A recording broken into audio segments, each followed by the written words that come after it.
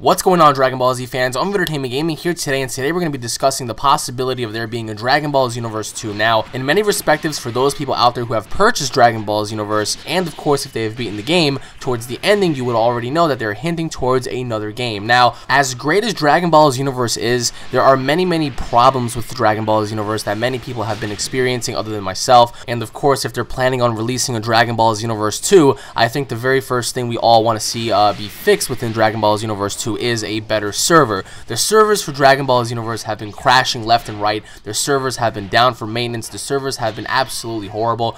They've been disconnecting players. They've been ruining games and essentially not allowing people to go back and forth and play with each other. So if they're planning on making a Dragon Ball Xenoverse 2, the first thing they ought to do is fix the servers, get a dedicated online server that supports online play and guarantees you not to crash from games or just lag out during missions and whatnot. Even during single player combat, you would be kicked back to the main menu because the servers were so damaged. So I think for Dragon Ball Xenoverse 2, what they ought to do is get dedicated servers which allows players to stay within lobbies rather than get kicked, because that was a huge problem and still kind of is. So for Dragon Ball Xenoverse 2, we all want to see some dedicated servers. And of course, another big issue for online was the online timer. In Dragon Ball Z Battle of Z, you had roughly around 10 to 15 minutes to play online, whereas opposed to Xenoverse, you had roughly around 3 minutes on the ranked and player matches. Of course, sometimes it would also vary on Endless Battle, but nonetheless, it still had a 3-minute timer, and it didn't really feel as if you would get everything in, especially when you're playing against other players and whatnot, because it would feel so rushed. The timer would feel as if everything just gone by really fast. So for Dragon Ball Xenoverse 2, I think we all want to have an experience where we get to play longer, perhaps 10 to 15 minutes, similar to Battle of Z, giving the players more time to do stuff, more epic battles, more epic situations happening, especially when you have 3v3. Battle of Z had 4v4, and we don't know what really happened in Xenoverse in order for them to subtract, one slot from the game. But either way, 3 minutes need to be removed in Xenoverse 2. That way it can give more players leniency to battle online with a much wider time limit to play. So the servers and the time limit were always a problem. Now, another problem I think that Xenoverse 2 should correct is the fact that they should include a little bit more characters. The story, for what it was worth, was absolutely amazing. They told an amazing story with Xenoverse, with Demigra, Mira, and Toa, the parallel quests, parallel dimensions, parallel universes, and of course that's where GT comes into play, because GT characters were referred to as parallel characters, similar to Broly and Bardock, how they were from different alternate dimensions and whatnot. So I don't see why they couldn't have included what if characters. Like, what if, for example, Demigra were to take Broly and allow him to become a Super Saiyan 3 in a different dimension. Same thing goes with characters like Super Saiyan 3 Trunks, perhaps have a Super Buu Broly absorbed, Super Buu Janemba absorbed. Spice things up a bit, take the ideas from Dragon Ball Heroes, which have, a very large roster to select from. Super Saiyan 4 Broly, you have Baby Janemba, you have a whole bunch of awesome characters in Dragon Ball Heroes, so I don't see why they couldn't include those characters, or can include those characters in the next game. So the customizable options for your characters were absolutely amazing, but I think we can all agree that the Super Saiyan class was the strongest class by far. The ability to transform, the ability to hold your ki longer than anybody else. No other race could you have transformed from. I think the Frieza clan race should have been another race that had transformation abilities, just because they seem to be a very unique race, and they pretty much look more badass than any other characters in the game. So also, one thing about the Majin race was the fact that we weren't able to create a skinny version of a male character.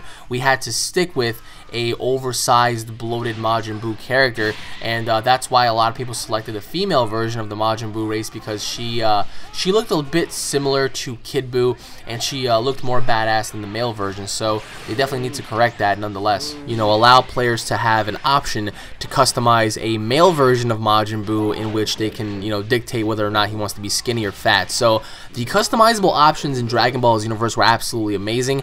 Very similar to Dragon Ball online, needless to say. But in the end, they ought to add more items, more unique abilities and whatnot. I mean, featurettes, customizable options to customize your aura, your ki blast. Some people didn't like the way they would grab people, so why not have the ability to customize certain moves, certain punches, certain kicks and whatnot. Some people don't like to kick with their left foot, they want to kick with the right foot. So, give players the option to customize their characters further, because that right there is what's going to further the franchise of Dragon Ball Z, because in what other Dragon Ball Z game have we had the option to do this aside from Dragon Ball Xenoverse? And that's what makes Dragon Ball Xenoverse so good, because it gives you the option to do more. So the bad servers, the online timer, and a more customizable option for your race. I have yet to seen many people out there that have chosen the Earthling race or the Namekian race. A lot of people chose the Saiyan race or the Frieza clan race because, number one, unique abilities to customize, their armor, their hair and whatnot. And speaking of that, they ought to allow you to customize your characters further with certain helmets and whatnot. The game absolutely told an amazing story. It had amazing featurettes and whatnot. The battles were perfect, but they also had to include just a little bit more in order to perfect the game. Now, there is no such thing as the perfect Dragon Ball Z game, but with the next installment of Xenoverse, we can make this the perfect game. In Xenoverse, sold out relatively well. They made a lot of money, in which case this is a giant corporation of a company, so these companies, they want money, and you know what, they got their money, and we as fans, we got the game that we wanted, and we're satisfied. But there were certain things that we didn't really find satisfying enough to call the game the most perfect Dragon Ball Z game ever. But with the next installment, they can make it the perfect Dragon Ball Z game ever. So what if stories? What if stories are a giant feature that they ought to have, because they had it in Dragon Ball Z Raging Blast 2 and 1. So why not include what if stories in the next installment of Xenoverse? When you beat the game with Demigra and whatnot, you thought it would be over, but then you had to fight Bardock, which was a pain in the butt, and then you had to fight Broly. Simultaneously, they had a little what-if story. What if Broly and Bardock ended up on planet Namek during the final moments of the Frieza and Goku fight, and they battled? That was pretty cool to see. What if Bardock fought Broly on a dying planet? That was awesome. So that right there allowed me to believe that they could include more what-if stories. Like, what if, for example, Super Buu didn't absorb Gohan? What if Super Buu absorbed Goku instead? Or what if, for example, Super Saiyan 3 Vegeta was the one to defeat, Kid Buu during that whole battle on the Supreme Kai planet? They ought to introduce more, because that right there tells more of a story, and it allows players to be more drawn in. So, and speaking of certain things, one thing that I noticed and I read online was the Super Saiyan 3 technique was supposed to be included in this game, allowing your customizable Super Saiyan character to go Super Saiyan 3, but they removed it due to the fact that the game had no room, and it was a final installment that they couldn't include. So perhaps maybe include that,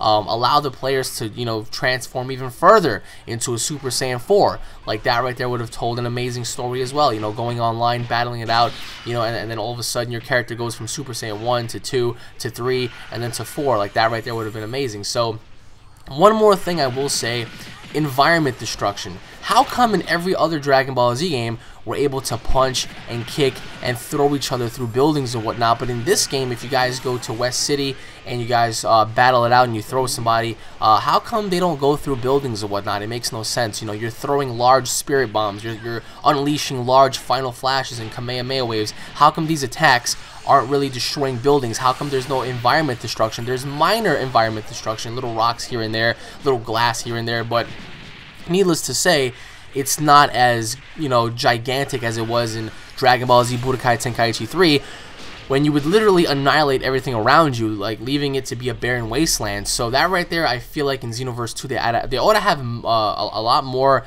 in-depth environment destruction than they did in Xenoverse 1, because environment destruction actually plays a very critical role. And I think with that, that would be a more of an immense game, because imagine playing as Vegito and you grab someone by the leg and you just throw them through a building. Like, that right there would be amazing. So, but let me know what you guys think in the comment section below about Xenoverse 2. What would you guys guys like to see in Dragon Ball Xenoverse 2, and what are some of the things you guys loved about Xenoverse and hated about Xenoverse 1. Let me know in the comment section below, everybody. Once again, thank you all for watching. My name is UnrealEntGaming. If you guys are Dragon Ball Z fans, don't forget to subscribe to my channel. If you guys enjoyed the video, if you guys really want to see Xenoverse 2, don't forget to hit the video up, to like and a favorite. Leave your thoughts and your comments in the comment section below. Also, guys, don't forget to share and spread this video everywhere. The more information we get out, the further we get to have our ideas be spread toward these companies. Because remember, these companies at the end of the day, they care about money. They want profit. I mean, that's what a company does. It's very common.